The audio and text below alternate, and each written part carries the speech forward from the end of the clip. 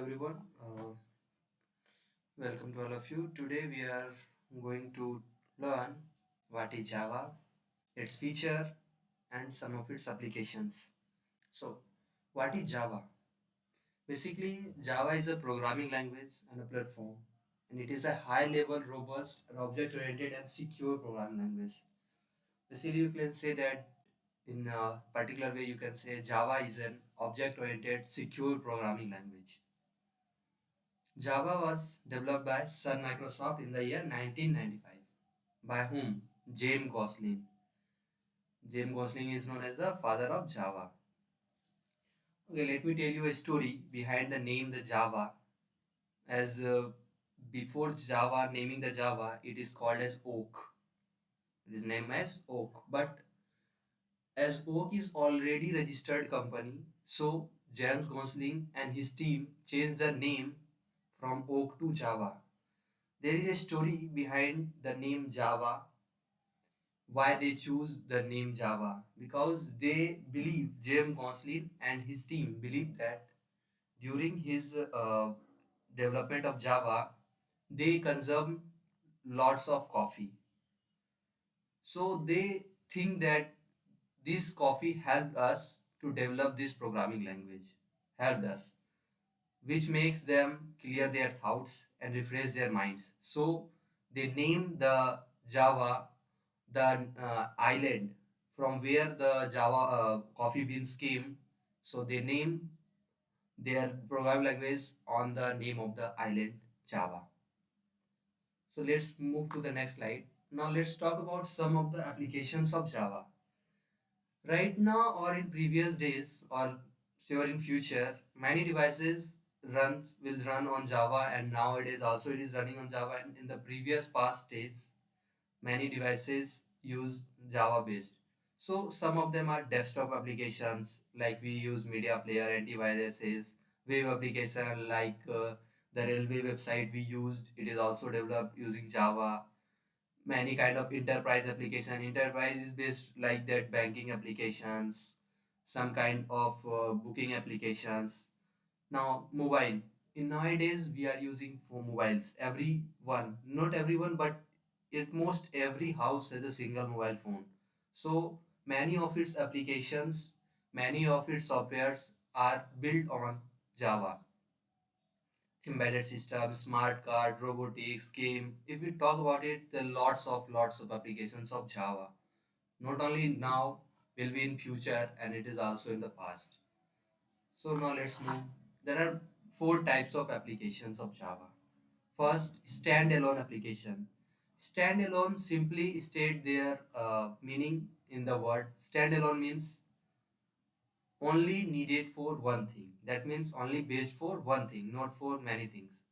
Like the desktop application we use, traditional application we have to install in every machine. Example are media player, antivirus. They are basically based on particular kind of property, or you can say the particular kind of function based applications.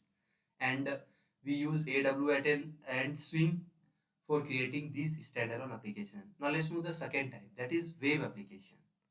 If we talk about web applications, the application that runs on the server side and creates a dynamic page. We have seen lots of web pages or websites nowadays in the Google or wherever search engine you want.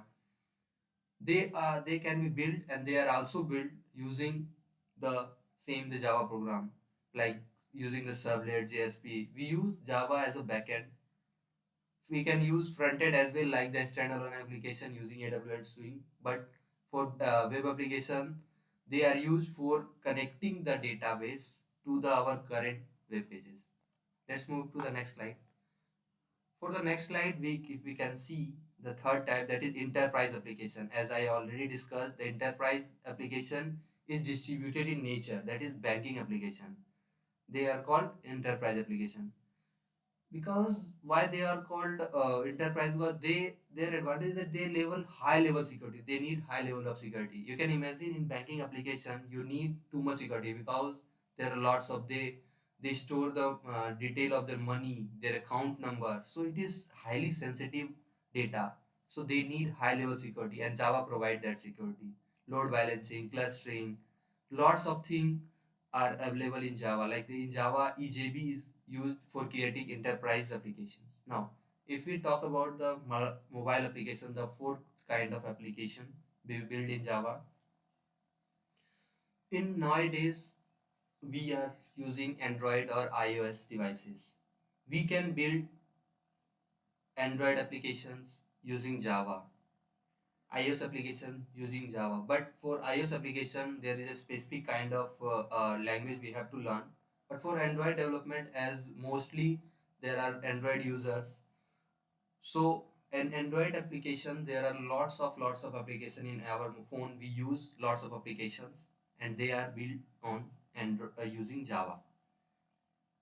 So these are the four types of applications we build using Java. Now let's see some of the feature what makes Java that kind of more professional as well as known language. That means it is known by everyone. Most of the in the industry, the Java is used. Nowadays, maybe some new programming language came, but Java has its own position. So let's talk about it. Features. The simple. Java is very simple to learn and its syntax is simple, clean, and easy to understand. And you can see that in Java, it is too much simple to learn because there is no too much complexity in their syntax. Now talk about the object oriented. Java is object oriented programming language. Okay, what we call object, everything we see around us, they all are object. The car, the TV, the tree, human, particular person, they all are kind of object. In Java, everything is object. Okay, if we talk about object oriented programming, what is that? It is a methodology that simplifies software development and maintenance by providing some rules. In OOPS concept, we will read the OOPS concept in the upcoming videos. But if I will give the brief summary that it is methodology which makes us to develop software and maintain it by providing some rules. So some of the concept of ops are object, class, inheritance, polymorphism, abstraction, encapsulation. We will learn these things in the upcoming videos. Now talk about the platform independent. Java is platform independent because it is different from C or other languages because it is compiled into platform specific machine like C and C program. We need a particular specific platform to run. But Java is called write once, run anywhere. Write once, run anywhere language. You have to write in Java one time and you can run it anywhere. So what made it platform independent? That I will explain it later as well. But right now, a brief discussion that Java first compiled it and then convert that compiled code into bytecode. That you can see that whenever you save a particular Java file, when you compile it, another file is saved as dot class file. So that particular that is a bytecode. So using that class file, you can run it on any platform like in Windows, macOS, Linux, any platform. You have to just simply download the JVM and you can run the code which is written on Windows and you can run it on macOS as well. So that makes the bytecode makes the platform independent. Okay. Now the another feature that is secured. Yeah, as Java has no pointers, so no breaching can be happened. So Java is secured. Not about the robust. The robust means the strong. Java is strong because it has a strong memory management. We will learn regarding that like the garbage collection. Okay, we will learn that how the garbage collection has happened and how memory is managed. There is lack of pointers which avoid security problems. Automatic garbage collection which run by on the Java JVM to get rid of objects which are not being used by Java application anymore. That means that if you are not going to use a particular object anymore, it is automatically get collected in garbage and collected and it is deleted. So your memory becomes saved. There is exception handling and many type of checking mechanism in Java. So these points makes the Java robust. Now, if we talk about the another features, that is portable. What do you mean by portable? If I will say portable, portable basically means you can carry it anywhere.